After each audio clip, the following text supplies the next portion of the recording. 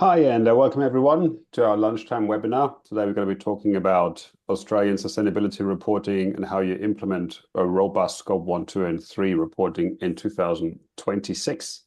We're going to wait a few more minutes until everyone's arrived. People are still coming in, and then we're going to kick off in a minute or two.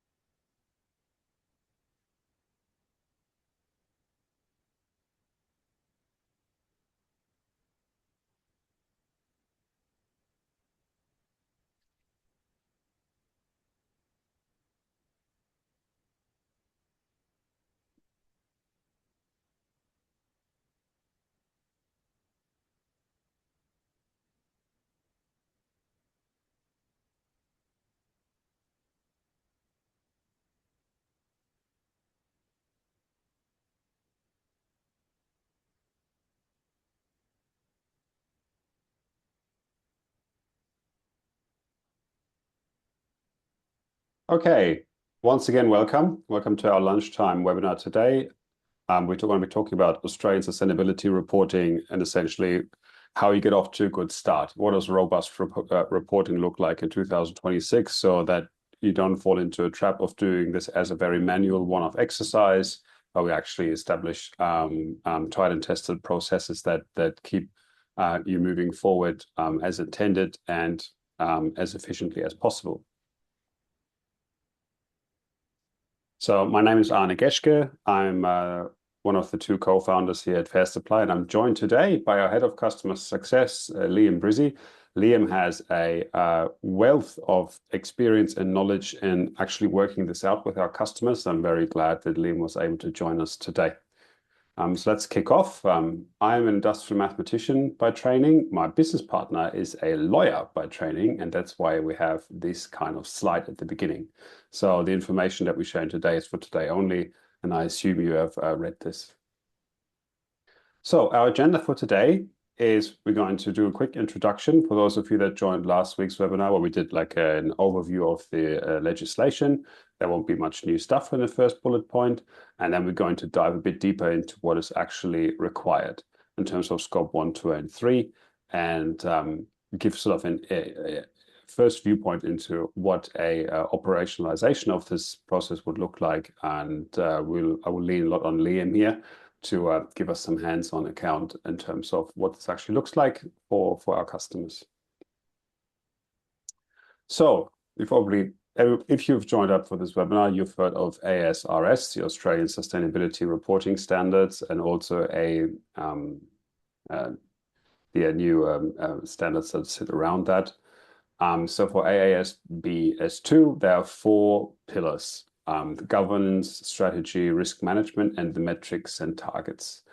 And we have a bit more of a focus on the metrics and targets today, which is around how do we actually measure emissions and how is the reporting entity, so how is your company performing in relation to understanding its climate risks and opportunities. And it's essentially the baseline for everything that we do under any kind of sustainability reporting is first of all understand what are we causing in terms of emissions in this case, or what are we exposed to in terms of broader ESG risks, and how can we measure it? And some of this stuff is maybe a bit more intuitive to get to, and especially the supply chain related risks, and especially around Scope 3 when it comes to emissions can be a bit more challenging to assess accurately.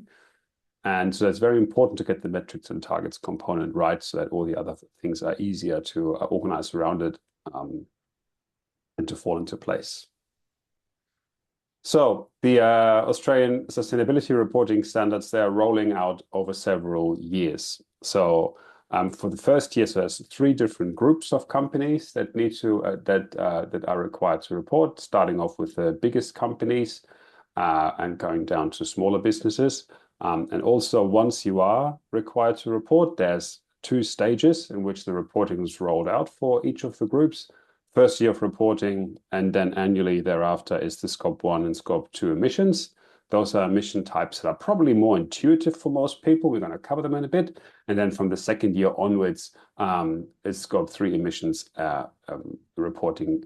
It's really a smart move to start off with Scope 3 understanding very early on in the process, as it can be a bit more challenging. And we're going to cover a few approaches to that in this webinar. And then in terms of metrics, to bring it back to the actual concept of metrics, what needs to be disclosed is the absolute greenhouse gas emissions. So they are often measured in either kilotons. If you're a smaller entity, maybe in tons. For very large entities that we've seen here in Australia, we've worked with, they actually report sometimes their greenhouse gas emissions even in megatons. Australia has overall an annual emissions amount of around 500 megatons, I think a little bit below that. So you can imagine if you are a reporting entity that reports in megatons themselves, there's a lot of heavy lifting going on, and that's something where we need to be quite focused on getting the methods right. And how is this done? We measure greenhouse gas emissions in line with the Greenhouse Gas Protocol. The Greenhouse Gas Protocol, from what I've seen, sits underneath every reporting framework around emissions. Every reporting legislation sits on top of the Greenhouse Gas Protocol. It's quite important to note that the Greenhouse Gas Protocol in itself is not a legislation. It is a standard, and it's often referenced in many, from what I've seen, every carbon legislation that I've come across. So this is the ASRS timeline. You can see we are in the middle of it. So we have a nice green dot there. We are here. We just passed like beginning of 2026. Our Group 1 companies, so the largest enterprises, have to start reporting on their Scope 3 emissions. The Group 2 starts reporting on climate from 1st of July onwards. That means Scope 1 and 2 will become very much the focus from the middle of the year onwards. But then you can see on the 1st of July 2027, Group 2 also move into Scope 3 reporting. So the time will go quite quickly between now and then if you're focused on emissions reporting, especially if maybe the processes are not that cemented in your company yet. And therefore, we just hope we can give you some ideas of how to have a smooth start, and also how to make this like an efficient component of your everyday business processes. And then you can see towards the right, Group 3 climate reporting begins in the middle of 2027, and Scope 3 for that group in 2028. And so by that time, we are essentially fully rolled out. Then there's a few assurance standards and timelines. I won't go into the details here, but you can see the 2 highlighted red boxes at the bottom, that as we do move along the timeline here, and we get better at reporting, and companies become more comfortable with their ASRS reporting obligations, we're also moving into a time when those results need to be assured. First with a limited assurance, and then from year 4 onwards. So this is 2030, reasonable assurance for Scope 1 and Scope 2 emissions, which needs some pre-work essentially, so that you're comfortable with the process, so that you essentially have the right homework and paperwork ready to get that reasonable assurance process underway efficiently. And Liam has a lot of experience around that, with like talking to the assuring companies maybe throughout the process already, to align the approach and everything. Okay, so I believe I'm a bit lost here. Liam, are you doing this slide, or am I still doing this Absolutely, section? Yeah, I'm happy to take Right, over. so I would like to hand over to Liam here. Thank you very much, Liam. No worries. Thank you, and hello, everyone. Wonderful thing to see so many people attending this webinar. Maybe a sign that everyone's still a little bit confused about where we're at with these things, which is a common feeling for all of the customers we work with. For those of you who don't work with me, my name is Liam. I'm our head of customer success here at Fair Supply. I'm in charge of managing the emissions projects for our many customers that we work with for both Scope 1, Scope 2, and Scope 3. Also very encouraged to see lots of our current customers on the call too. I would have thought they would be very sick of listening to me talk about this by now, but great to see so many of them still here to listen to us talk about emissions even further. For the work we do with customers, we work on Scope 1, Scope 2, and Scope 3, as Anna said, based specifically on the GHG protocol. So in simple terms, we're looking at fuel and gas consumed by your business and a few other quirks for Scope 1. For Scope 2, we're generally looking at your electricity bills and your energy usage. So Scope 1 and 2, I think, very straightforward for a lot of organizations at this point. I would imagine 95% of the companies attending this call have a pretty straightforward Scope 1 and 2 calculation project ahead of them. And Scope 3 is where it gets much more complicated. So we look at emissions that are indirect, so throughout the supply chain, and indirect downstream as well. So for things like processing of sold products and all of those fun things that we need to calculate for as well. There is always conversations around boundary setting. And so Anna, if you want to pop to the next slide for boundary setting for Scope 1 and 2 and Scope 3 as well. It's a challenge. I think the key to take away from this is that it's easy enough for us to do, but it is very, very company specific. So I won't speak to any kind of golden truths that apply to everyone at this stage. But for us, when we're looking at boundary setting, we obviously look at equity share and control approach. So where organizations have economic interest in an operation or controlling interests. Usually that's fairly clear for most companies. They should know by now what is under their control or what they have equity in that applies to this. But if not, feel free to get in touch and we're more than happy to have a quick call with you to potentially discuss. But I would recommend that it is something very, very company specific to assess, but not necessarily all that hard to work out. I think once we get down to things like investments and financed emissions, as Anna has put into the chat, things get a little bit more complex based on equity ownership. But again, all can be worked out. Anna, if we pop to the next slide in particular and we talk through implications for setting those boundaries. Scope 1 and 2, I believe, fairly straightforward. Of course, there's caveats, but we should be able to calculate those specifically. Scope 3 can be a little bit more complicated. So the GHG protocol wants us to undertake a screening approach first across all of those 15 categories of Scope 3 upstream and downstream. And generally, when we run that screening approach, we'll do that using a spend-based approach. So we'll ingest your spend data across the board and classify that and provide the relevant countries and sectors and emissions factor for those. And myself and Anna and our system do a lot of work to auto-categorize that into the GHG protocol categories. So that initial work for us is all about screening so that we can understand which categories are material and which categories are not. For many businesses in corporate Australia, categories 1 and 2, purchase goods and services, capital goods, business travel, employee commuting, all of these are going to be material for you because you buy things to run your business. Your workers travel, they travel to and from work and for work purposes as well. For some of the businesses on this call, there'll be some categories that can potentially be excluded. Maybe you don't sell any products, so therefore a lot of the downstream categories concerned with processing of sold products or end-of-life treatment won't apply. But for others, it will. So every company is going to be completely different in terms of which categories apply. We generally will try to calculate for all 15 categories where we can, because I think it's a great exercise to do to determine materiality. What we have found in terms of the kind of audits we've gone through prior to ASRS being in place with the customers that we work with is that auditors have some key feedback in that space, and that's listed on this slide here. So the approach to boundary setting and which categories we should or shouldn't exclude needs to be consistent in our explanation. The rationale for why we've included those needs to be documented and defensible for that process. So we don't want to say that, we know we travel for business as a company, but we can't get the data, so we're going to leave that out for this year. It probably won't get accepted, although I can't confirm. Of course, we want those emissions to be disclosed in a gross figure, so without netting or offsetting as well, which is important. And the approaches should ideally be consistent year on year. Any changes to why we exclude or include a category, we would want to explain and justify and applied to comparatives as we see there. But in my experience so far, it has been relatively straightforward to an extent, as long as we document and defend that rationale across different Scope 3 categories. But a strong screening approach will do 99% of the work in identifying those key categories for us to include and those categories to exclude as well. Anna, if you want to pop to the next slide. I'll hand over to you to talk through Scope 1 emissions in particular. So Scope 1 emissions is probably like where all this started. This is a very intuitive class of emissions.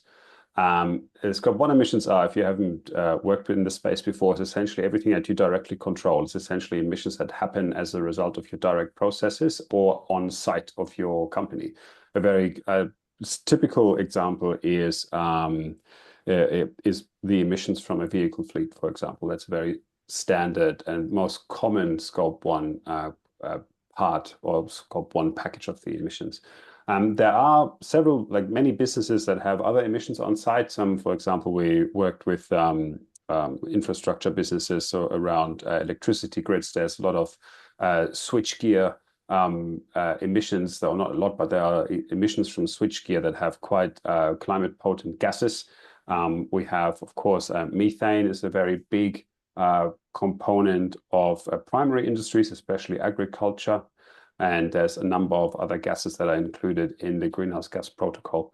Nitrous oxide, very important medical gas as well. So all these emissions are usually, they're comparatively very simple to assess. It is often a lot of work, but it's from a conceptual perspective, not particularly complex to assess those.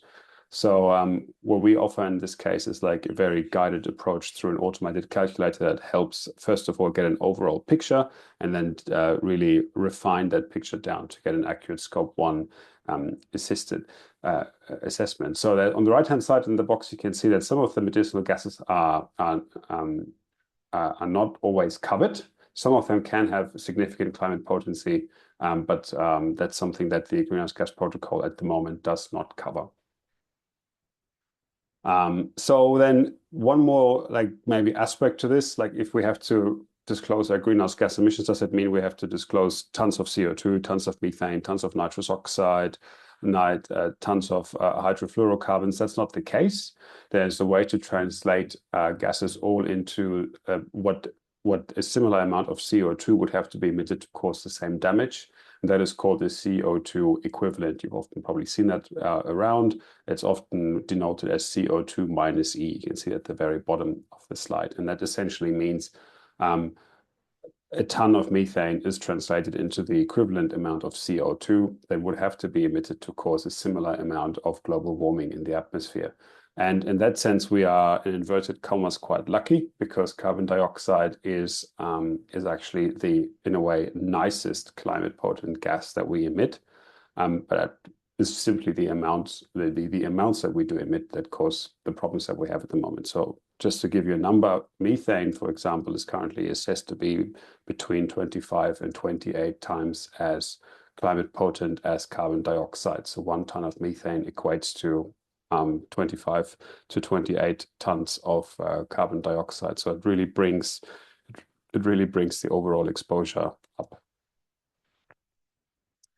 So where does it happen? Stationary combustion, I've mentioned it, mobile combustion, and we have process emissions, which can be any manufacturing process. Fugitive emissions, so especially for natural gas extraction, venting and flaring is processes that are of activities that need to happen. Otherwise, it's not a safe environment to operate. So those kinds of emissions all need to be captured. In agriculture, we have our symbol here is a few farm animals that we have here, and everyone's has probably heard the stories that cows burn methane, and that is true. But there's also other agricultural emissions. For example, the use of fertilizers release quite substantial amount of nitrous oxides and other things. So usually what we find is that primary industries such as mining, forestry, agriculture have usually much more exposure in Scope 1 than in Scope 2 and 3. And as we move through the economy towards manufacturing and then service industries, the weight shifts more towards Scope 2 and then Scope 3. So especially for primary industries, the Scope 1 assessment is a very important one. So if we want to do a scope one emissions assessment, what data is needed? So we have either, we usually have primary data sources, which is often quite easy to get to, much easier than for scope three, for example. For example, the fuel that was purchased, how much diesel was purchased, how much gas was purchased, LPG, coal. We have metered fuel consumption where it is available. There's sometimes fleet fuel cards. We have refrigerant purchase or refrigerant top up and disposal records. So the information is usually there. The challenge is to pull it all together and put it into a format. And there's a bunch of tools that we offer to streamline that process. The great thing is that the data owners are usually not very far away. So often like the person who's in charge of overseeing the ESG process within a company usually has a way to contact the data owners directly. And then in the case of Fast Supply, like Liam's team, then sort of direct those or help with those processes and coordinate that so it's a smooth and efficient process. What should we prioritize in 2026? So one of the things we need to confirm is the organizational boundaries. The Greenhouse Gas Protocol has a few points in it where it leaves the decision up to the reporting entity, and when it comes to organizational boundaries, that's also the case. And that needs to be assessed with the finance and operations team. And again, this is a case by case situation and something that is done very early on in the process. And then next step is we identify the high risk scope one categories. If you are a company that has, for example, that you are engaged in logistics, the high risk scope one categories will most likely be transport. In other cases, we have other high risk scope one categories. For example, like I said before, agricultural companies might have a lot of livestock where a high scope one risk sits. And then we can, once we identify all that, we can centralize the scope one data ownership and document everything. And that helps us to establish this defensible baseline. And this baseline then serves on the way moving forward. So we can compare how we get better. We can benchmark our methodology, our approach to what we did during the first year. And Liam mentioned it before, if we do deviate from how we've done things in the past, we need to justify that. So this was a very quick run through of scope one emissions. The reason why it's a bit quick is we only have an hour. I'm going to hand back over to Liam for scope two emissions and then come back for scope three later. Liam, please. Thanks, Arne. No worries at all. And yeah, great summary of scope one. Again, 95% of the companies we work with, we are assessing their fleet data, their vehicle data, their fuel usage, and maybe you have a couple of gas canisters for a barbecue occasionally, and that's probably the extent of scope one for you as a company. There will be the 5% probably on this call that have some more complicated scope one calculations to make, but fingers crossed, it's straightforward for you. Scope two is usually fairly straightforward for us as well. For a very, very quick overview, we are looking at emissions that result from the production of energy that is consumed by the reporting entity. So it's usually electricity, sometimes can be steam or hot water, but for most customers we work with, we are sifting through electricity bills to look at kilowatt hours from each bill. And then we are applying the relevant emissions factor from the state that the electricity was generated within. So it's usually a straightforward exercise for us for scope two. Many customers that we work with might have offices, they may lease office space that is in a building with a high energy rating or has been certified as being net zero. There's always caveats for us to look at with that. Maybe you are subscribed to a green energy plan that offsets all of those emissions, or it's generated from renewable energy, in which case your scope two emissions can be reduced significantly. But again, it's important that we calculate first for the full kind of scope two emissions and then reduce based on what the GHG protocol tells us to do in that space. So again, my experience here is that it is relatively straightforward. Where it does get complex is when you've got many, many physical sites and you sometimes lack data that is, kilowatt hour data. We've done plenty of work this year using spend as an estimate for electricity emissions or scope two emissions. It's not ideal, but I think that the reporting requirements came in quite quickly and customers had to scramble to put data, kind of data process in place to capture all of that data properly. Hopefully, as the years go on, I should say, we end up with really clear data capture processes for those electricity bills. Maybe you're using resource management software that can capture that if you have many, many different sites. But again, usually fairly straightforward, but what does need to be reported is those emissions from your energy usage, and that is usually likely to be electricity usage. Head on to the next slide. Like we said, there's a couple of ways that we can measure Scope 2 emissions. We can look at location-based methods where we derive emissions factors from the intensity of the grid. In Australia, we have different emissions factors for different states because parts of the electricity in different states is generated from different sources, whether that be from hydro or solar or coal or all sorts of different energy sources. So we do potentially need to look at different emissions factors.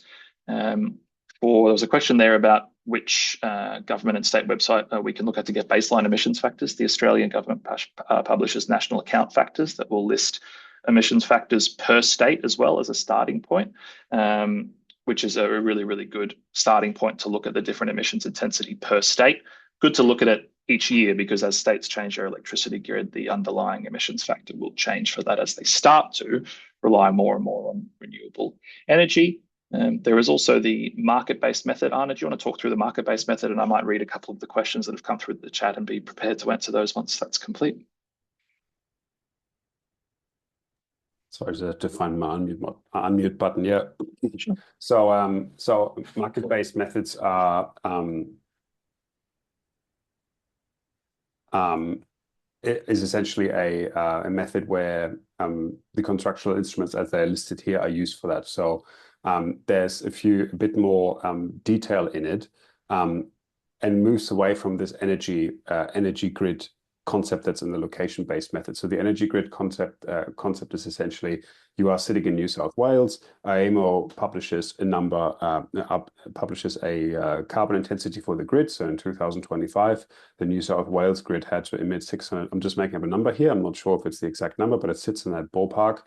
600 grams of CO2 to produce 1 kilowatt hour of electricity. How much electricity have you consumed? And that gives you the location-based assessment. The market-based can go much deeper in this case. So there are, for example, you might have direct contracts. There might be supplier-specific emissions rates that we mentioned here. For example, if you have maybe not so much in New South Wales, but if you go to say WA, there's lots of microgrids along the coast, and those microgrids might be operated by a specific supplier, and they might have specific data for the individual locations. There's other things like if you do have a low carbon contract with your supplier, and there is actually defensible information that there's maybe a substantial portion of green energy in your contract, then the location-based sort of New South Wales emissions intensity of the grid wouldn't apply anymore. So market-based is, as usual in the greenhouse gas emissions accounting scene. The more information you have, the more accurate the results are. And the Greenhouse Gas Protocol moves in between how much information can you get your hands on and how much information is maybe still obscured by things like there's no information, there's no access point around market-based information. So you have to default back onto location-based. So it's very much a moving target, and location-based and market-based fits in that category as well. So market-based, much more effort, much more defensible, much more robust result in terms of really looking at your specific case, especially for companies that have a high exposure in electricity use in Scope 2. That might be the right approach. For other companies, it might not be worth it because the screening has not shown that Scope 2 is a material component of the emissions exposure. Thank you, Anna. A couple of questions just in the chat while we were going through that process. It's a common question we always get: who reports Scope 2, the landlord or the people renting the space? Generally depends on who is buying the electricity. So if you as a customer of that office have your own electricity bill and your own usage attached to that you pay separately, then that is your Scope 2 emissions. If the electricity is included in that rent, then generally speaking, the Scope 2 belongs to the landlord, but you would likely report that in category 8 of Scope 3, upstream leased assets. There are sometimes sub-metering situations where you might get your own bill and have your own meter, in which case it would be your scope 2. Company specific, lease specific, I would say, but generally it comes down to whoever purchases that electricity directly. But every company will be slightly different in terms of the leasing arrangement. The next question or next comment that came through is, I think, a really, really good one, which is that location-based approach to measuring electricity will only kind of lower over time if the entire grid it becomes more renewable, which is a great point. So if you're looking to reduce your scope 2 emissions, but you're only calculating based on what the grid in New South Wales has an emissions factor for, then of course that emissions factor will only reduce once once more renewables are in place in that state grid. So it's a really, really good comment.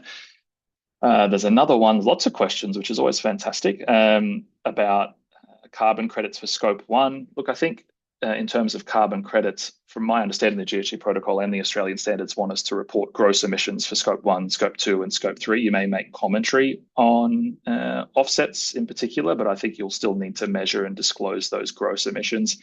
I'm not 100% sure on that, Anna. I know the GHG protocol wants that gross disclosure of those numbers. You may be able to comment more so on the fact that you then offset those numbers, or you bought carbon credits as an example, or sold carbon credits, but unsure of the exact legality of that in terms of disclosure. Yeah, I think for carbon credits, the greenhouse gas protocol is usually used to assess the carbon exposure, and then carbon credits can be used to establish either a pathway towards net zero or carbon neutral. That's how I've seen them being used. But I think I would always use carbon credits with caution, because I think there's a lot of sort of a little bit of a dark art approach to some of the dark carbon credits, and I don't think they are fully ready to actually serve the purpose, apart from maybe on paper. I haven't seen emissions go down because of carbon credits, only numbers on paper. Fantastic, thank you. Moving on to final pieces for scope 3, I think is always the biggest piece that we need to look at, and the biggest challenge for us as a business, I think, for us, is to work through these calculations with our customers. It's time consuming, but we save as much time as possible with the work that we've done in the background, which I think is really, really important. You know, our job is to ensure that that process goes as smoothly as possible. Anna, do you want to do a quick overview on scope 3 in general, what it means, what it is, and we can move on forward? Just want to note to everyone too, there's lots of great questions in the chat too. We'll do our best to come back to as many of them as we can while we're talking through these final slides as well. Yeah, so scope 3 emissions are often, I think, those that cause the most concern. People get more worried about scope 3 than scope 1 and 2. I think that is probably because scope 1 and 2 are just a bit more on the intuitive side. And I actually know somebody who was part of the working group of the greenhouse gas protocol some 25, 30 years ago. And I think the notion at the time was that scope 1 and 2 were considered, there was the techniques to actually get to scope 3 emissions were nowhere near as developed as they are today at the time when the greenhouse gas protocol was established. And so scope 1 and 2 were the two categories where there's a lot more kind of guidelines around how that's meant to be done. The concepts are much more intuitive, and scope 3 was a bit sort of like the reject child that received all the emissions categories that are value chain related that are not covered in scope 1 and scope 2. So now, these days, scope 3 have become very important. They've very much moved into the focus. And that's probably partially because since the beginning of the greenhouse gas protocol, our economy has become much more globalized. And so we are linked into global value chains. So emissions decisions or decisions around, for example, going much more into a low carbon future, which is currently pursued in China, for example, has actually very positive effects on Australia's scope 3 exposure, because Australia is very much linked to supply chains that go through China. And so we need to understand those kinds of effects. Also the adverse side, where we might have a significant emissions exposure in scope 3. And that's why scope 3 emissions are becoming more and more important. There's, of course, a vast kind of amount of emissions that sit under the name scope 3. And that's why the greenhouse gas protocol splits them into further subcategories. And you can see these 15 subcategories here on this slide. The upstream ones, the first two, category 1 and 2, purchase goods and services and capital goods, are usually the ones that receive the most attention, and that is for good reason. For most companies, the purchase goods and services and the capital goods, so the buildings that are built, the cars that are bought, other equipment that is bought that is meant to stay for a while, sits in category 2. purchase goods and services is almost always the main expense item in terms of everyday running of the business. So in our case, as fair supply, for example, when I look around me here, there's a lot of capital goods that I'm looking into, my laptop, my computer screen. All this is like part of fair supply's scope 3 exposure and capital goods because I use this to do my job. So the same with purchase goods and services, that can be very big or substantial exposure points. So we need to really get good at that stuff. The other categories, we can probably run a webinar on each one of them if we wanted to. There was one specific question around what are financed emissions. That is category 15 investments.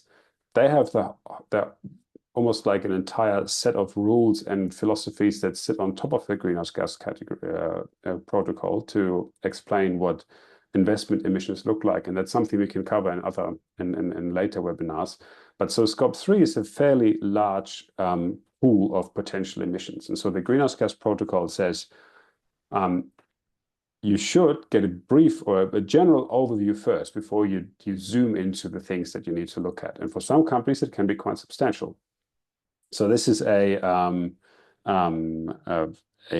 chart from the Carbon Disclosure Project, now called CDP, Supply Chain Report of 2019. And they ran an emissions assessment for different economic sectors at a global level.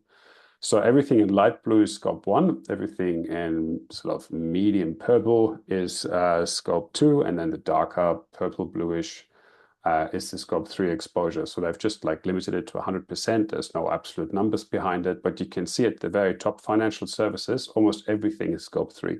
So an exposure from financial services is almost entirely scope 3, and I can tell you the majority is financed emissions. And as you move down, you can see capital goods, transports, all the way down to the primary industries like transport services, steel and cement.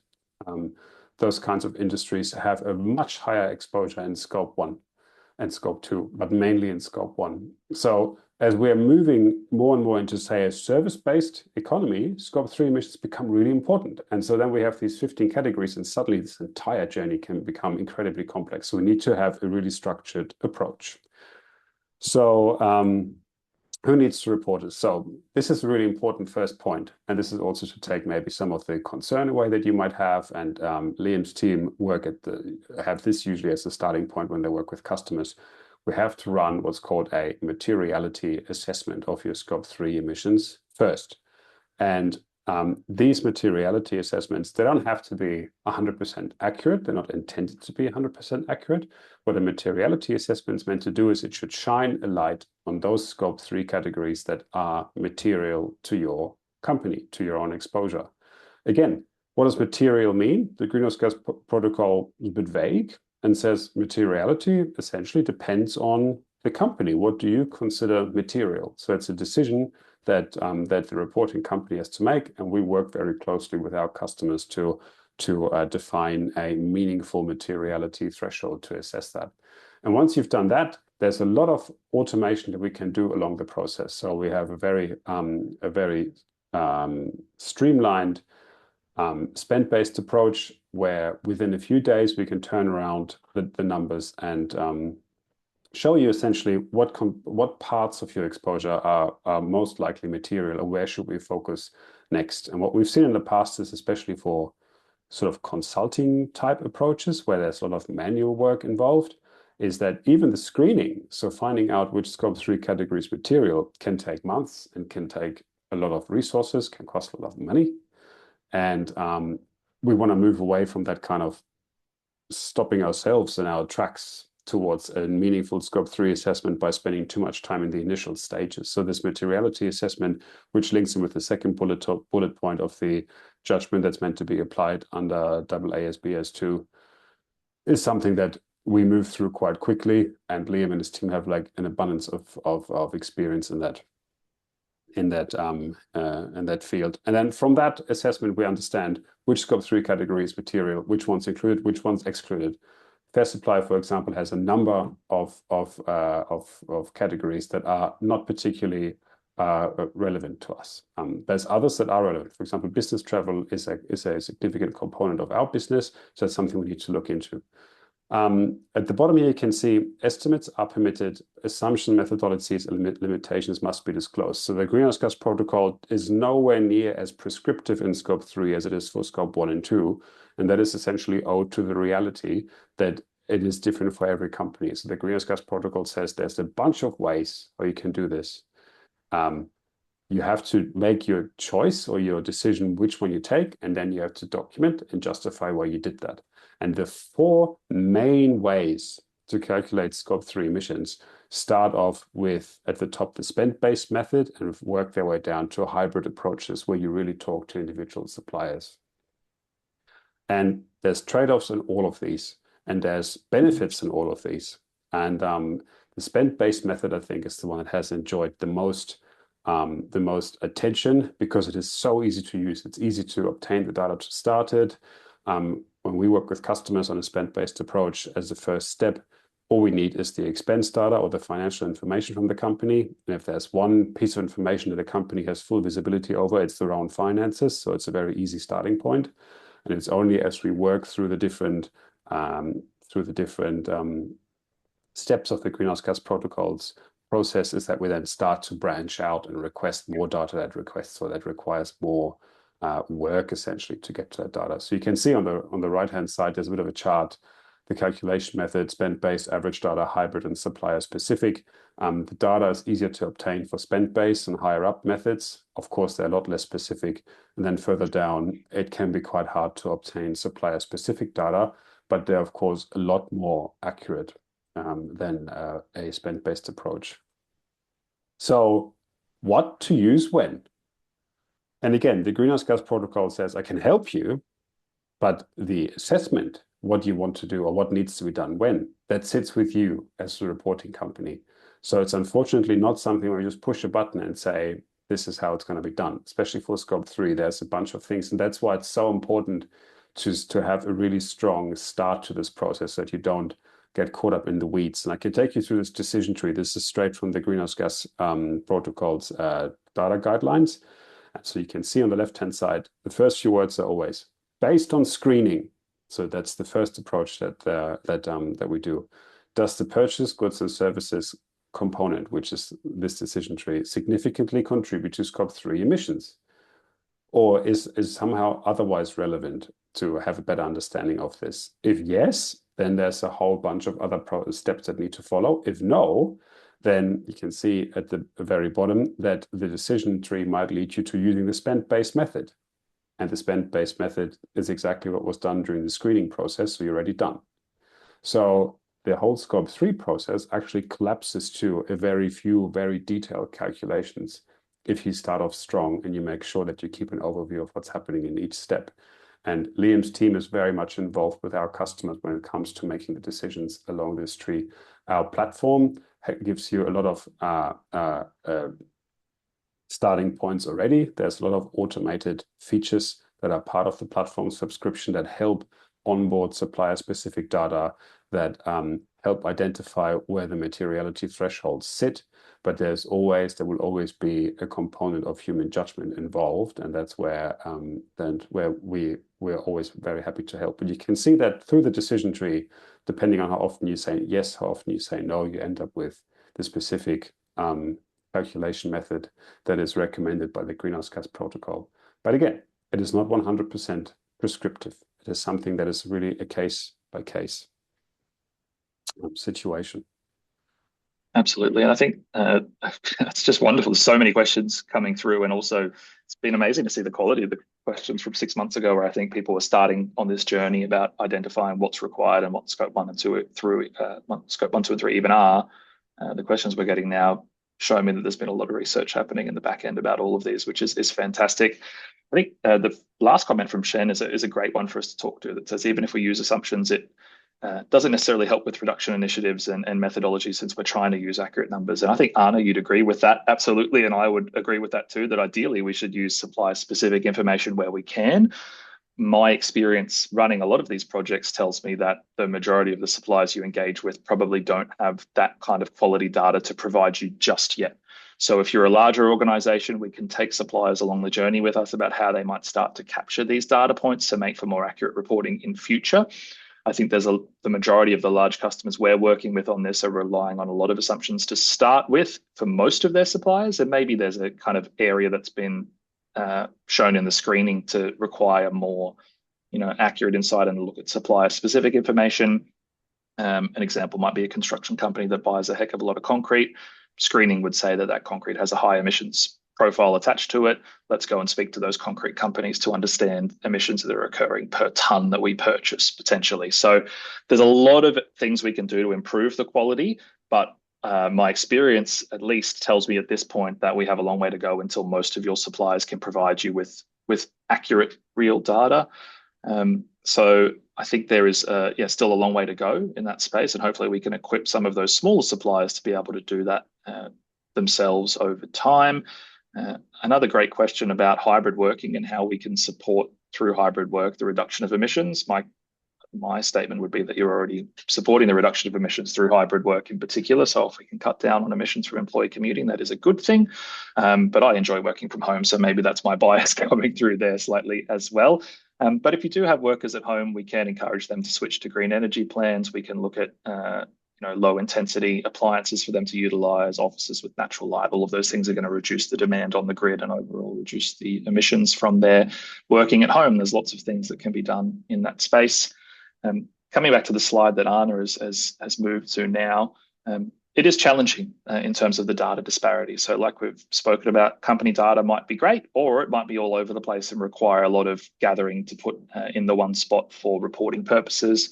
We certainly do a lot of work in terms of issuing those requests for data and making it as simple as possible for people to understand what they need and what they maybe don't have. And if they don't have it, how do we fill the gaps? At Fair Supply, Anna and I always discuss with customers that we are there to be your primary gap filler at the start and then to optimize the rest of your data from there. So that's certainly the way we approach a lot of our projects. Data management is very much something that is a challenge. Again, I think that's because the reporting requirements came in quite quickly, and there are a lot of companies that just didn't have the processes in place. So we try and streamline that as much as possible in terms of the work we do. For anyone on the call that is going through all of these challenges, please be aware that pretty much everyone else on the call is as well. I don't think I've worked with anyone that has all of their data lined up and ready to go for scope 1 and 2 at the click of a button. It is a project that takes time, but we hope that in future years, all of the work we're doing here will help, obviously, with streamlining that in the future. Anna, if you want to pop to the next slide, that'd be fantastic. And for us on our side, we look at a unified approach to scope 3. So Anna, you might want to talk through the assessment engine that we utilize in detail if we've got time to do that. I think it might get a bit tight now. I think maybe I spent too much time on the concepts of scope 3, but the idea is essentially we want to have a unified approach for upstream, downstream, also for financed emissions, which is probably not a focus of this webinar at least. So there's a whole bunch of maths ideas and everything that sit in the background that are in line with the greenhouse gas protocol, but that's the heavy lifting that we do for you essentially in the background. So then by using like same source data sets for upstream and downstream, we're able to do like a really meaningful screening in both directions and get you ready for onboarding essentially company specific data. That's something that has worked really well for our customers and has really been appreciated because it really takes these initial decisions to really like easy to solve level. And I think it's also like in line with how the greenhouse gas protocol wants to approach this.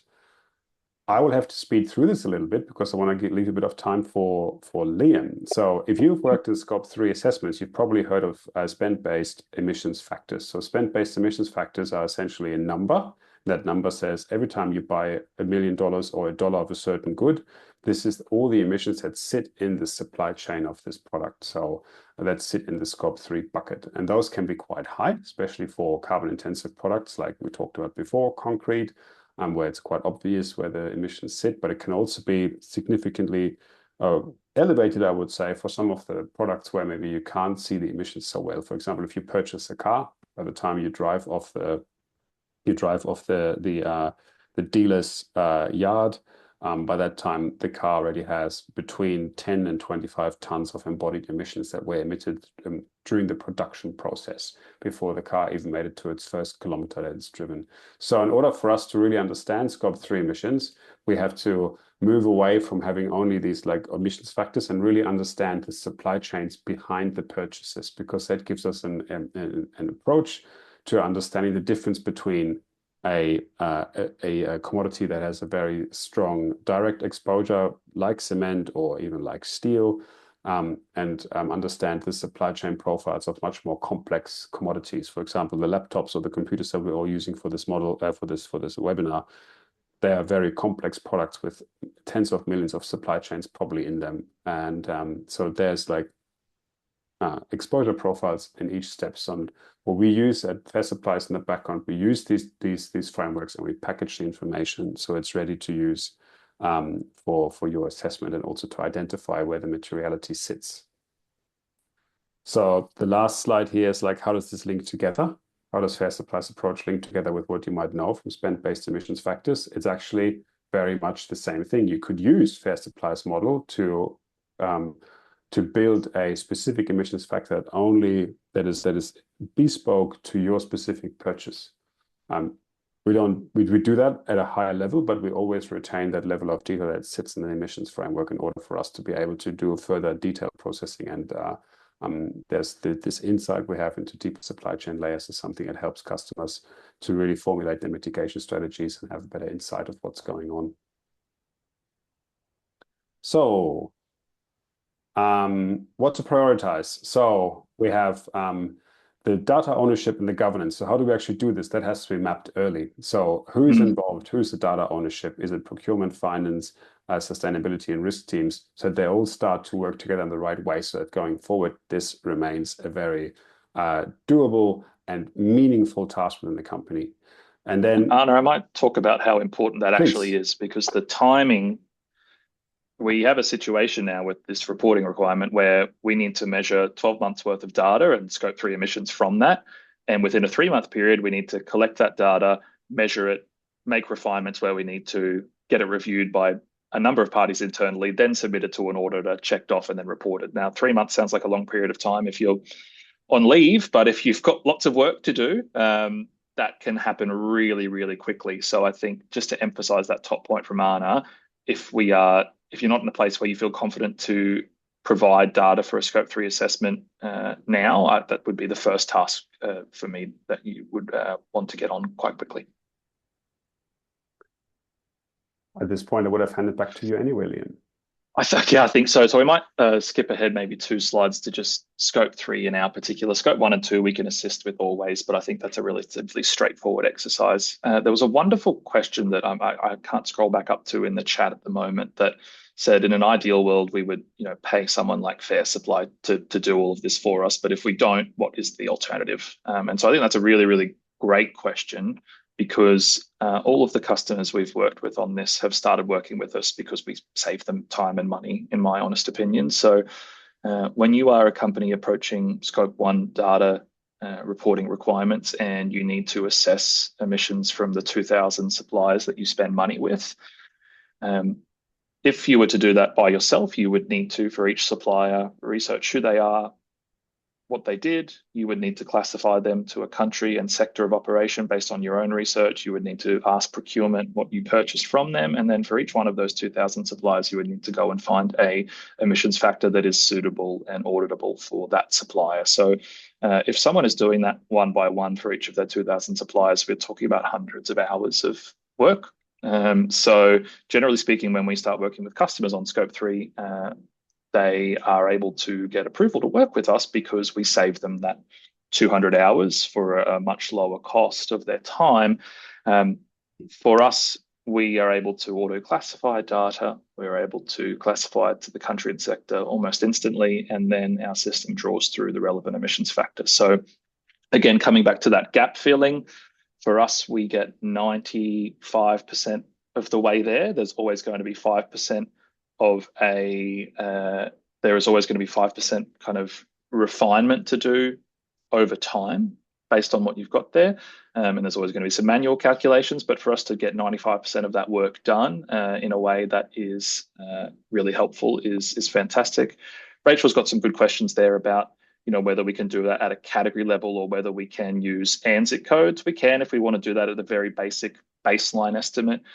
My experience with auditors has been that there's not a lot of accuracy in applying one emissions factor to an entire category when we've got 100 different suppliers in there selling 100 different goods and services. So we want to get as specific as possible with emissions factors for greater accuracy of reporting in the future. Coming back to Shen's comment, I think recently it's also something that won't help as much with reduction initiatives down the line too, especially if we're looking at a broad category level. So setting up that work at the starting point, I think, of that first year is really, really, really helpful. I think the great thing to keep in mind is that whether it's Fair Supply or auditors or the customers that we work with or the people that are on this call, we're all going through this process together of understanding the new sustainability reporting requirements and solving these problems as they come up. There will continue to be new challenges in data and selecting the correct emissions factors, but we've seen great success over the last 6 months, in particular with some of the customers on this call, working alongside their auditors, working as a team to get us towards that final reporting deadline. And when that happens, it's a pretty smooth process, really, because everyone is inputting their opinion and their insights and their knowledge at the same time for one kind of goal at the end. So I would certainly encourage everyone not to feel too alone in the process of going through this. And if you have people you can work together with either internally or externally to get you to that deadline with as little worry as possible, then please let us know. Anna, I know we were going to pause potentially for some questions. There's so many that have kind of come through the chat already for us. I'm not sure if there's any that take your fancy that have come through in particular. I think the thing that you've mentioned there about us maintaining bridges to that classification is really important too. So there is recommendations from the GHG protocol that we do conduct that mapping exercise prior to calculations that map suppliers to different categories or categories to different GHG protocol categories, for example. And if you are using classification codes like ANZIC or NAICS or GICS, for example, we do maintain those concordances that do that mapping for you as well. So yeah, can certainly help with that as time goes on as well. Anna, any questions, anything that you think has popped up that you'd like to answer in the kind of remaining 3 minutes? Oh, I think we had like so many more questions than we expected, which is exciting. So I'm really excited to see that there's so much engagement in this webinar. There's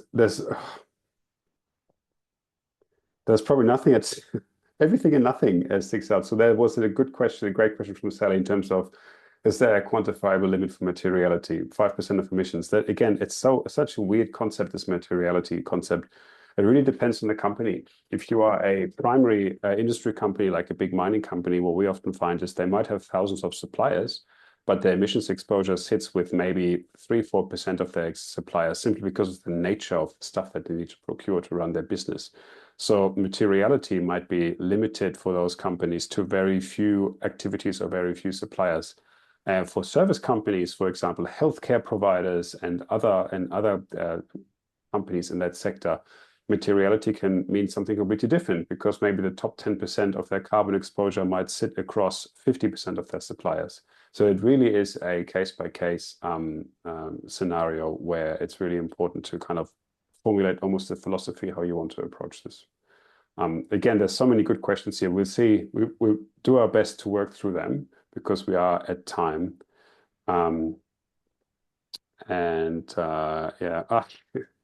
So there's a couple of good ones, maybe one more too, I think. By Amanda, that's great. Amanda was my PhD student at Sydney Uni. So yeah.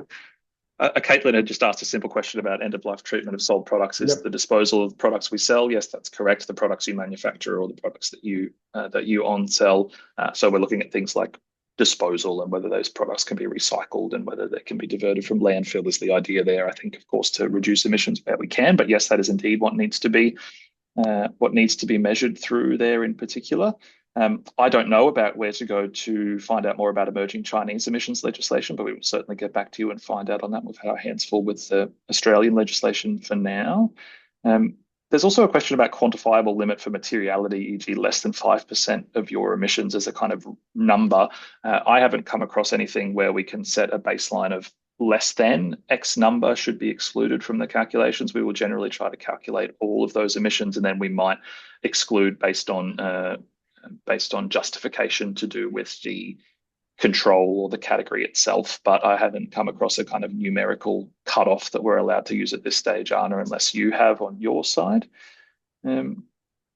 And there was one more good question, I think, from Mary regarding the delaying of Scope 3 data. So that first year for Scope 3 for Group 1 entities is indeed optional to disclose. We have some customers that are disclosing it because it's a very valuable exercise to go through, and they decide they'll do that under kind of lower pressure, potentially. But I'm moving forward, I would expect it to be more and more mandatory. I think there's a great graph in these slides that we'll send through that kind of talks through that timeline. Yeah, Simon, your last question about double counting, we don't have time to answer that anymore, but that comes up all the time. I feel like we might do another specialized webinar on Scope 3 in this case. And that's actually one of the ones, that's what we want to do next week. And I will see if we can have like one slide around the double counting issue in there. We're going to dive deeper into this next week. And I was also told that I meant to say, and Alicia, please correct me if I'm wrong, that you will get the resources of this webinar afterwards. And yes, that is correct, Arno. Yes, everyone, you'll be getting the resources and the links. So don't worry about trying to scramble to get everything. Okay, so the last slide would be audience Q&A, but we're out of time. We have done a little bit of that. Yeah, so Kirsten, your question about finance submissions, you're not the first one to ask this today, I think, and we're going to look into that if that's really of interest, and that's something that we offer as well. We're going to see if we can do a finance submission focused one. General Scope 3 is next week. I'm really excited about that one and see you there. But I think for now, we're going to wrap this up. Thank you so much for Liam and for joining us. You will join us next week as well. And thanks to Alicia for running everything so smoothly behind the scenes. Thank you, everyone. And hopefully we'll see you next week. And thanks for joining. Thanks, everyone. Bye.